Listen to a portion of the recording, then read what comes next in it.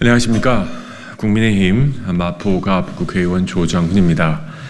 거대 야당의 횡포가 날이 갈수록 심해지고 있습니다. 이제는 집행적 법률을 통해서 행정의 영역을 침범하는 위험적 입법에도 거침이 없습니다. 그래서 오늘 이 자리에는 민주당의 25만 원 무작위 살포 지급 법안, 2024년 민생위기 극복을 위한 특별조치법을 적극적으로 반대하기 위해 선진변호사협회 대표이신 도태우 변호사님께서 오셨습니다. 앞으로 선진변호사협회는 시민단체들과 함께 공동성명서 발표를 시작으로 본 법안이 통과되지 않도록 본 법안을 저지하도록 모든 활동을 기울이실 생각이라고 알고 있습니다. 이처럼 헌법의 가치를 수호하기 위해서 힘써 주셔서 저도 국회의원이자 한 명의 시민으로서 감사하다는 말씀을 드립니다. 그럼 25만 원 지급 법안에 반대하는 도태우 변호사님의 목소리를 들어보도록 하겠습니다. 네, 안녕하십니까. 선진변호사협회 대표 도태우입니다. 저는 오늘 이 자리에 선진변협 외에 37개 단체들을 대신해서 우리 25만 원 지급법, 위헌적인 법안을 의결을 즉각 중지할 것을 촉구하는 공동성명서 발표를 위해 왔습니다. 이 법안은 삼권분립 원리를 위반하고 국민의 기본권을 침해하고 있습니다. 위헌성이 명백한 법안을 다수결로 통과시키는 것은 국회의 폭거에 해당됩니다. 국회라고 하더라도 헌법에 위배되는 법률을 제정할 권한은 없는 것입니다. 지금 2024년 민생위기 극복을 위한 특별조치법안으로 정식 명칭이 되어 있고 이재명 대표 의원으로서 발의한 앞으로는 25만 원 지급법이라고 생략해서 부르도록 하겠습니다. 이것은 잘 알려져 있듯이 전 국민에게 25만 원 내지 35만 원을 법 공포 후 3개월 내에 지역사랑 상품권으로 지급하도록 강제하고 있습니다.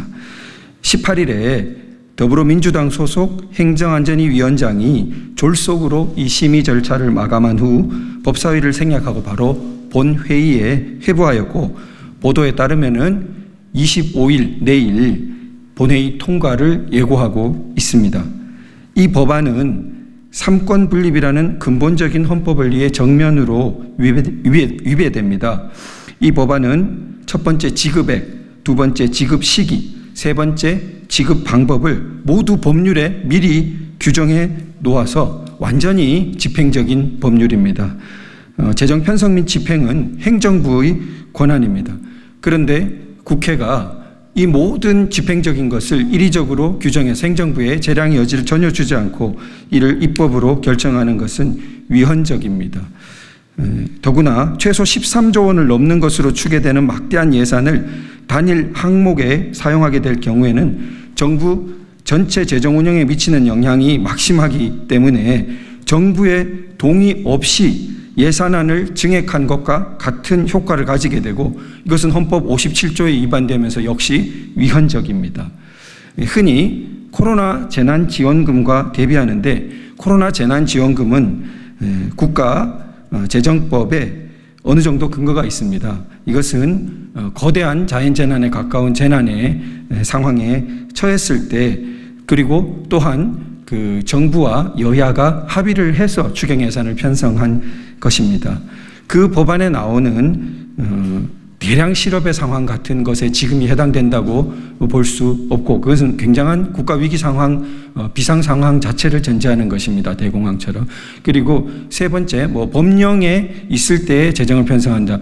그것은 소규모의 어떤 그 6.25 참전 용사를 위한 특별법 같은 게 제정되어서 참전 용사들이 곧 돌아가시는 분들이 많으니까 응급하게 올해에 얼마 집행돼야 된다. 이런 법령에 따른 편성을 말하는 것이지 지금처럼 전 국민에게 그래서 총 예산이 국가 재정 총 예산의 2%에 해당되는 13조 원 가량을 지출하는 그런 것에 해당된다고 볼 수 없습니다. 또 이 법안은 국민의 기본권을 침해하는 점도 명백합니다. 고려대학교 헌법학 교수인 장영수 교수님이 국회에서 이렇게 발표하신 것에 따르면은 이것은 실질적 평등권을 침해합니다. 평등권은 서로 다른 것들을 같게 취급하는 것도 평등권의 위반입니다. 그런데 국민들의 직업, 소득, 재산 상태 등이 크게 다름에도 불구하고 획일적으로 원래는 25만 원이었는데 이 비난을 좀 피하려고 약간 차등을 두어서 25만 원 내지 35만 원 이렇게 법안했습니다. 이것은 거의 꼼수적인 회피 방안이라고 생각됩니다. 전 국민의 그러한 큰 여러 가지 상태 차이에 비하면 10만 원 정도 차이를 두어가지고 이 평등권 위반의 논점을 피해가겠다는 것은 그야말로 그냥 꼼수적인 회피라고 생각됩니다. 둘째로 헌법 10조의 인격권, 행복 추구권에 바탕한 자기결정권에 비해 볼 때 우리 헌법상의 원리처럼 자기생활 영역의 자율 형성권 그리고 자기 책임의 원리에 반하고 일반적 행동 자유권상의 사적 자치권에도 위배됩니다.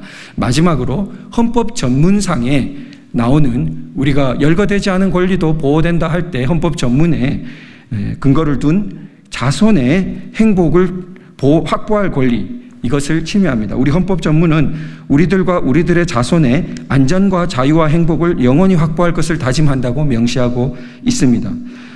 다수당이 무분별하게 이러한 그 미래 세대의 이익을 침해하는 법안을 통과시키는 것은 우리 국민들이 가진 자손의 행복을 확보할 권리를 침해한다고 하겠습니다.